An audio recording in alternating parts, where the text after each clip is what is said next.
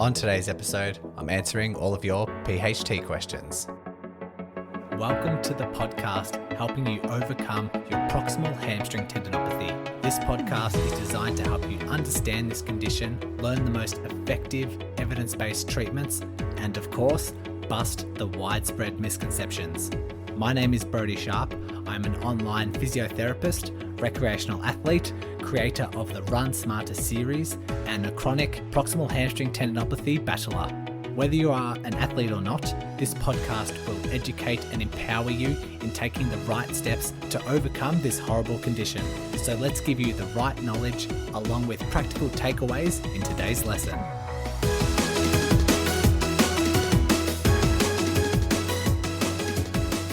Thank you to everyone who has submitted their questions on social media, particularly through the PHT Facebook group.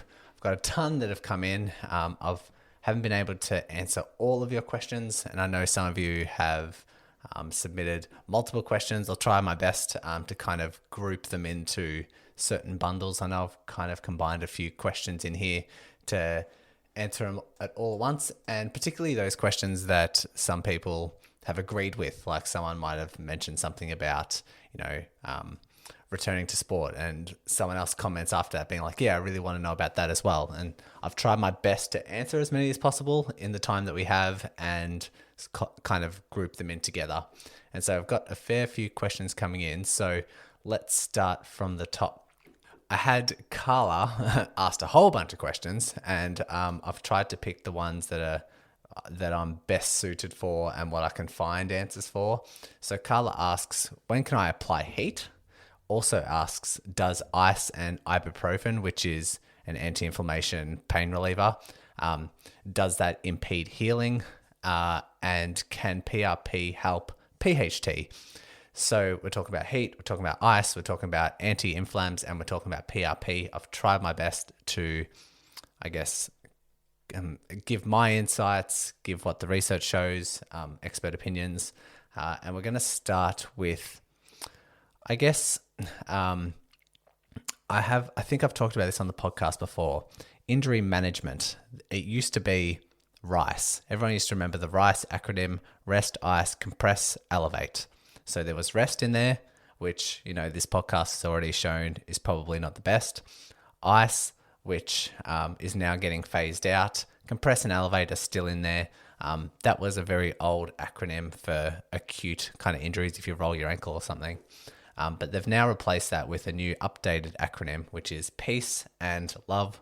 A lot of letters in there, but the peace is more to do with the acute side of things. The love is more to do with the after the 1 to 2 days of the acute phase, going into load, optimism, vascularization, exercise. So getting out of that rest phase and starting to move around.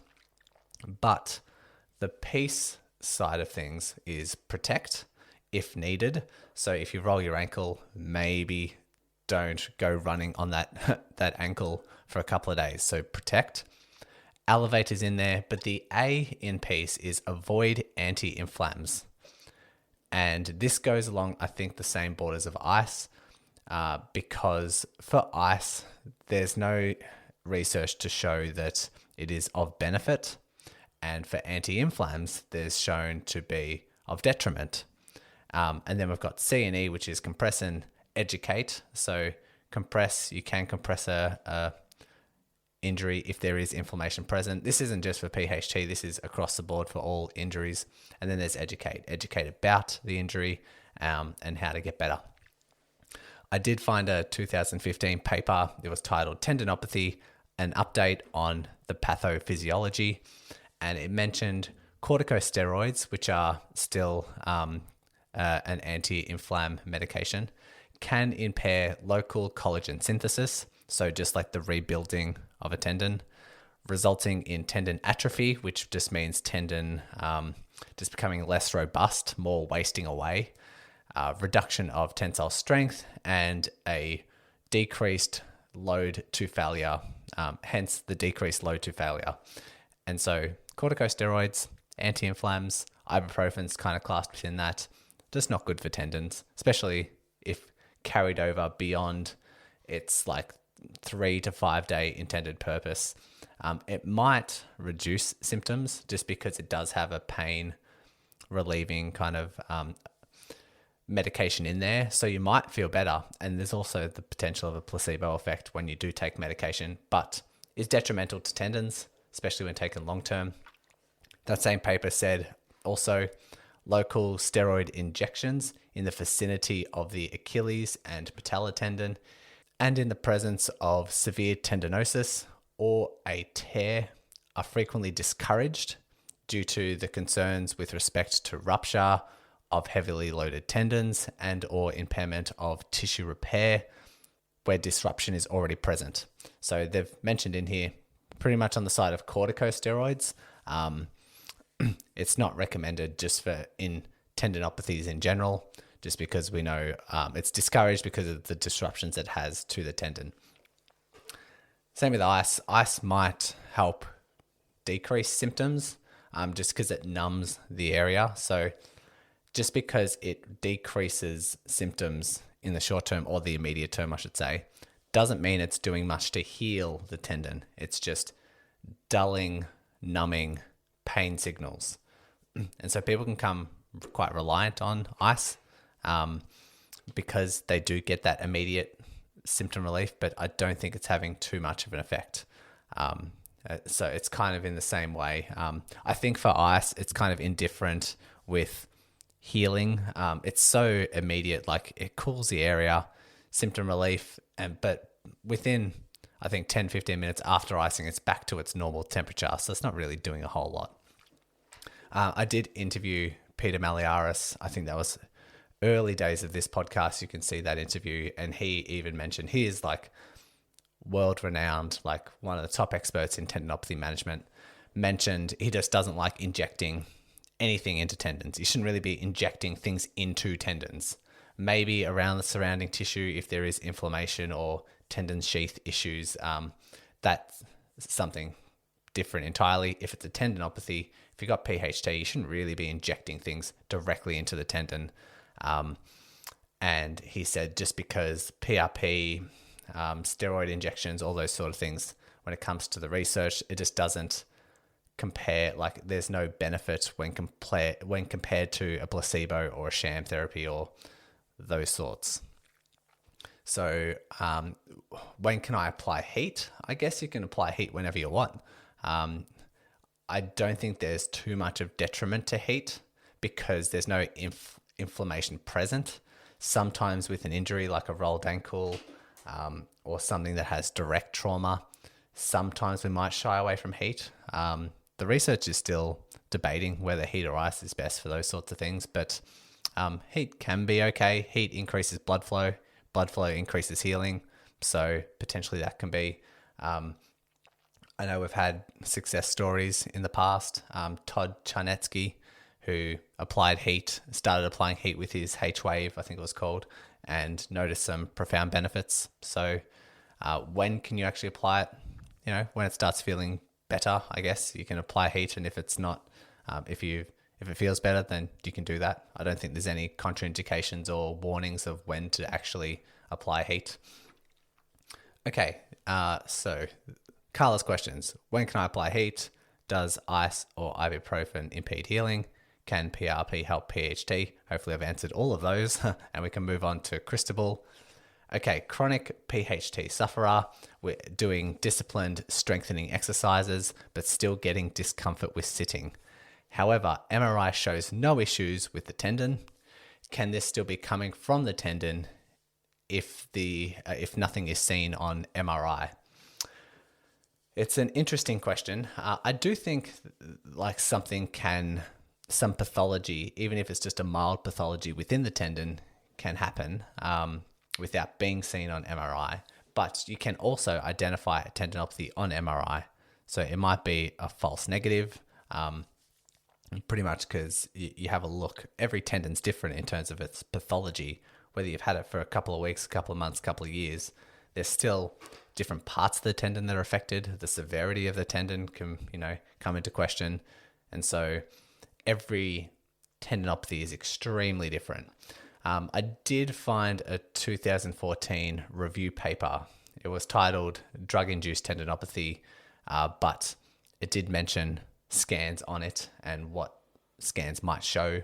And so it said that ultrasounds and x-rays, chronic tendinopathy may be seen as a thickening, like a thickened tendon with blurred images, instead of just like this well-defined kind of tendon. That can be seen on ultrasound and x-ray, and those two things can also identify tendon calcification. So just like they're starting to be, well, calcification is like bone. They can start to produce some like calcification within the tendon, which those scans can pick up on.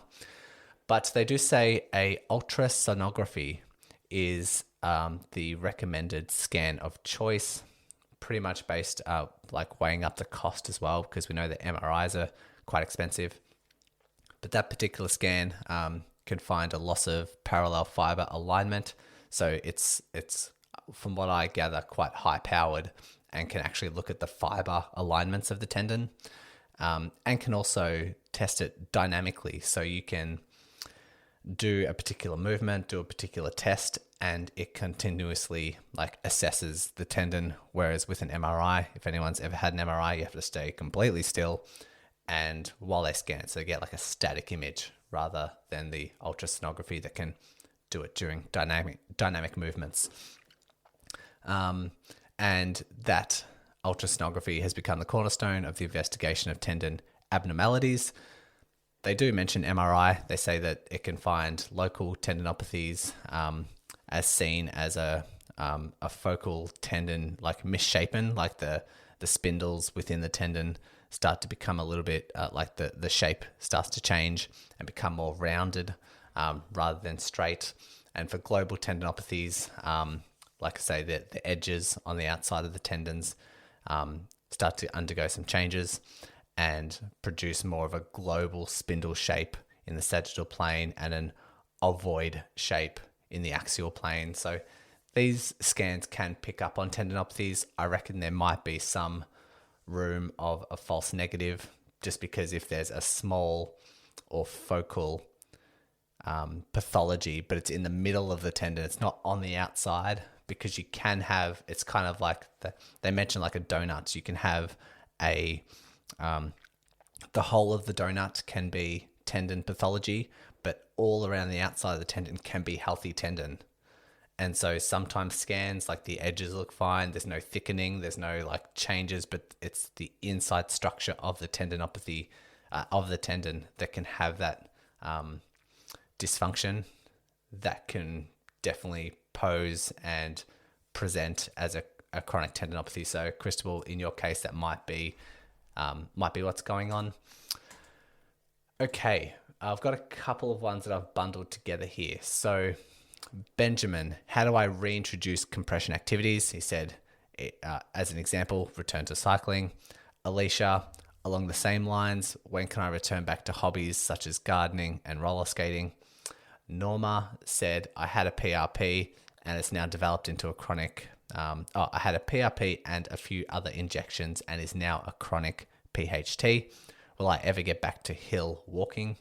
All of these I can kind of answer in the same way, because without going into individual unique circumstances, which I need more information to answer every single one of these, but broadly speaking, we want to do what we call focusing on your rehab ladder. So even though no matter how severe your tendon is, how long you've had it for, how strong you are, you have a certain starting point. You have a certain baseline, like that first rung of the ladder, that withholds a certain capacity that you can tolerate. That might be walking for 5 minutes. That might be sitting for 10 minutes. That might be running only for 5 minutes. It might be cycling at a certain wattage for 10 minutes. Like your tendon will have a certain capacity that it can currently tolerate. So that's your starting point. Then what you want to do is have at the top of that ladder, where do I want to return to? And you need to be specific. Okay, is it gardening? Okay, for gardening, I need to bend over, pick some things up, maybe carry up to 10 kilos, and maybe do that for 15, 20 minutes. that can be the top of your ladder. If it's cycling, it might be 20 minutes at, on average, 180 watts. And for hill walking, it might be 30 minutes of hill walking at an incline of, 8%. If that's at the top of your rehab ladder, we then need to develop some sort of rungs in between that ladder to bridge the gap and start building up the capacity. And exactly how you do that, that's where the rehab comes into it. That's where strengthening and trying to become more specific to that tailored goal becomes. So if we use cycling as an example, again, depending on what you can currently tolerate, but we might do weighted step-ups, we might do lunges, we might do those sort of activities that involve like a single leg push down, which is kind of like a pedal stroke. We might do something a little bit more powerful or a little bit more speed work, because cycling at a particular cadence can be quite fast at times. So you're ticking your legs over quite a lot. So that might be doing very fast TheraBand hamstring curls. It might be doing plyometric lunges. But then also with cycling, we need to consider sitting. We need to consider the compression of, the pelvis on the seat. So maybe depending on the sitting tolerance, building up that sitting tolerance and sort of combining all these things become rungs on the ladder to achieve your goal at the top of the ladder. And we become more specific each time.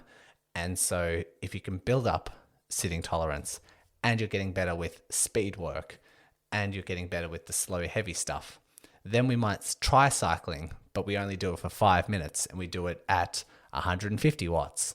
We see how that goes. We use it as a test. And if that's successful, then next time we do a little bit more with a little bit more wattage and eventually bridge the gap, continue bridging the gap to the top of your rehab ladder.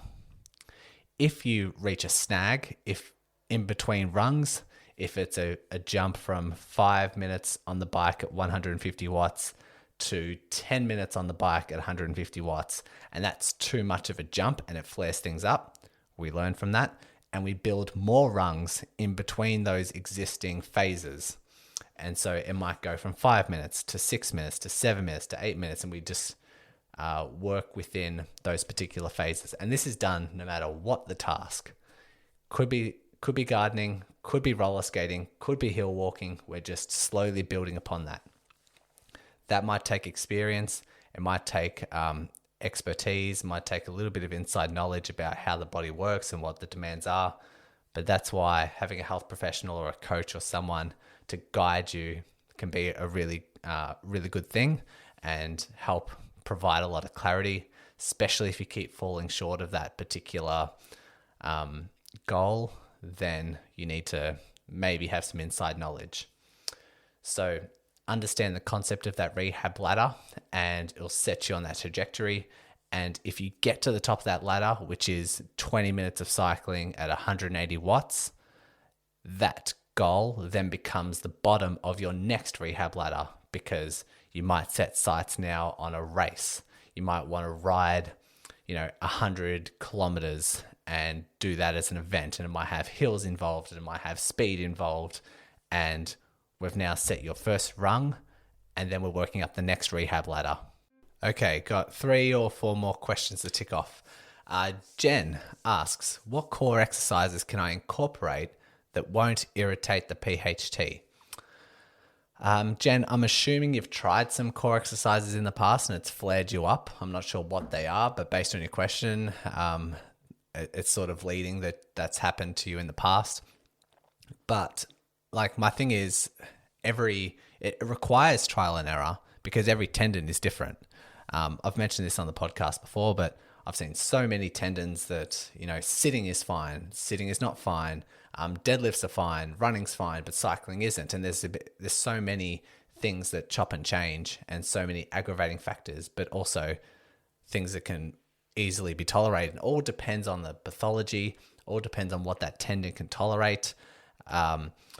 If you've gone without sitting for 2 years because you're fearful of it, or stretching, introducing those things once again can be quite a challenge. But someone who has the same PHT but has maintained their sitting or maintained their tolerance to stretch, building up those particular phases would be a lot easier for them. And so you'll have to try a few different core exercises, and you can just see based on symptoms what irritates, what doesn't irritate, and then you can formulate that yourself. So you can put your scientist hat on, say, all right, let me isolate 2 or 3 exercises and let me see how my tendon feels afterwards. You let the tendon symptoms guide your decision-making process. But I guess for a few ideas, Swiss ball ab crunches should be okay for core-based exercises. So just sitting on those big balls that you then just put your feet up against a wall. You're sitting on the ball, facing the wall, and then you just do some ab crunches. That should be okay. Side planks and just planks in general, they can be okay in most cases. Things that might, a core exercise that might aggravate the tendon, I guess, reverse planks.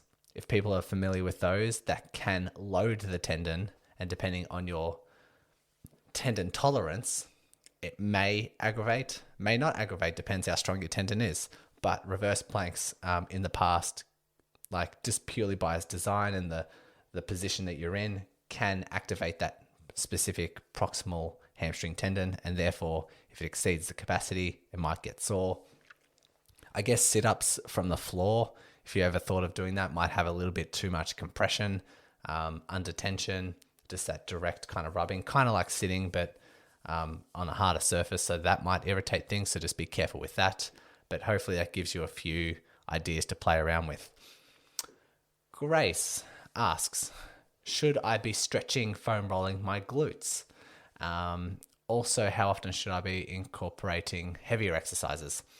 The stretching is fine. I guess it's just depending on how it feels. Like, just again, trial and error. You can stretch the piriformis, the glutes. You can do that kind of pretzel stretch. It definitely won't make things worse, particularly if the dosages are relatively innocent. So if you want to stretch, let's just say for an example, if you stretch your piriformis, you stretch your glutes, you do kind of like that pretzel stretch, and you do it for 45 seconds only once, and you do that about 3 times a day. If that's enough to alleviate symptoms and you notice a direct benefit from doing those stretches, you keep that in. You don't, that should be totally fine. Where people become apprehensive with stretching is if they're constantly stretching, and that irritates the tendon. But I also know some people who stretch their glutes and foam roll their glutes, and they don't really feel much better. They feel indifferent with their symptoms. And in that case, I'd say it's probably not worth it. It's probably not, doesn't have enough bang for your buck. You should notice a profound benefit, even if it's just in the short term. Might be a benefit for 10, 15 minutes after doing that, and that's it. But maybe that's clinically justified if you do it for, if those 10, 15 minute symptom reduction you use to do your exercises, to do your strength exercises, then that could be justified. Grace, you also ask how long or how often should you be doing your heavier exercises? It depends. It depends how heavy you actually are doing them. What I say for rehab is initially you start with light exercises or exercises you can tolerate. And for some people that are quite irritable, quite severe tendons, that level that you can tolerate might be quite low. So you might have to start with bodyweight exercises or really light banded exercises, you might say. In those cases, we can do them every day, simply because the body doesn't need time or much time to recover. So we do them daily, sometimes more than once a day. And as you get stronger, you start to tolerate heavier loads. We then progress our exercises so that we progress them to heavier and heavier stuff. But then as you go heavier, you also need to start doing it less often. So we increase the weights, decrease the frequency throughout the week. And so that might eventually simmer down to about twice a week. So a Tuesday and a Friday. So there's like 3 to 4 days apart. And we do that purely so that there's enough time to recover from that exercise. because we'll eventually get to the point where the exercise is so challenging, so heavy, so demanding that there's a bit of soreness the next day, just generic muscle soreness, but you need that 1 or 2 days to recover, have another rest day, and then get back into it. So it would depend where in your particular rehab you find yourself, and just make that justification. Your body will tell you, if you start doing heavy deadlifts and lunges, and you're doing that every day, your symptoms and the rest of the body, they're just going to get stiff, sore, and you'll probably know within yourself that you need more time to recover. Lastly, we have another one from Alicia. I'm currently reading the book, The Body Keeps Score, Brain, Mind, and Body in Healing of Trauma. Are there any other books that you recommend? I have this book right here. It is by Kerry Jackson Cheadle and Cindy Kuzma, and the book is titled Rebound. And I guess the subtitle, Train Your Mind to Bounce Back Stronger from Sports Injuries. And I've read this book. I've interviewed Kerry Cheadle before. Highly recommended this book. If you have chronic PHT and you are struggling with returning to your sport or activity of choice, and you're really feeling at a loss, you're really feeling like you're not getting anywhere, you're getting frustrated, you constantly, your returns back to that sport keeps experiencing flare-ups, I would definitely get this if you're really mentally struggling and need a particular strategy. It's called Train Your Mind to Bounce Back Stronger from Sports Injuries. Has a really big focus on the psychological process, the frustrations, the anger sometimes about being injured, the blame that you give yourself, and how to heal your mind, heal your body, change your ways of thinking to get back to the sport of choice. So the book is called Rebound. You can get it. I'm assuming you can get it wherever you find your normal books, and that would be what I recommend. And so, as a bit of a recap, heat can be applied whenever. Shy away or stay away from ice and ibuprofen, anti-inflammatory medications. When it comes to returning to sport, it's all usually about that rehab ladder, finding your current capacity, finding your end goal, be specific with that end goal, and then just develop rungs on the ladder in order to get you there. It doesn't have to be a sport. It can be just bending down and picking up your kids. It could be gardening. It could be anything that you want to return back to. Do some core exercises and stretches if it feels good in the moment, just trial and error. And if it doesn't irritate, then it's fine. And like I say, get the Rebound book because I find that really beneficial. So hopefully you enjoyed. I have my list of episodes that are coming out fortnightly. What do we have coming up? I do have a success story on the horizon. We'll see how that goes. I've also got a couple more posts from Facebook members that I wanted to convert into a total solo episode entirely. I do have on the list how to rehab your tendons without a gym membership. I've got another PHT scientific paper that I want to discuss. It's all about like expert opinions on diagnosis, management, and prevention of PHT. So I've got a ton of things on the horizon and hope you're looking forward to them. I hope you enjoyed this episode.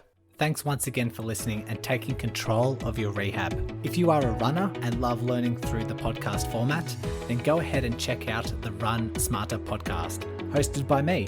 I'll include the link along with all the other links mentioned today in the show notes. So open up your device, click on the show description, and all the links will be there waiting for you.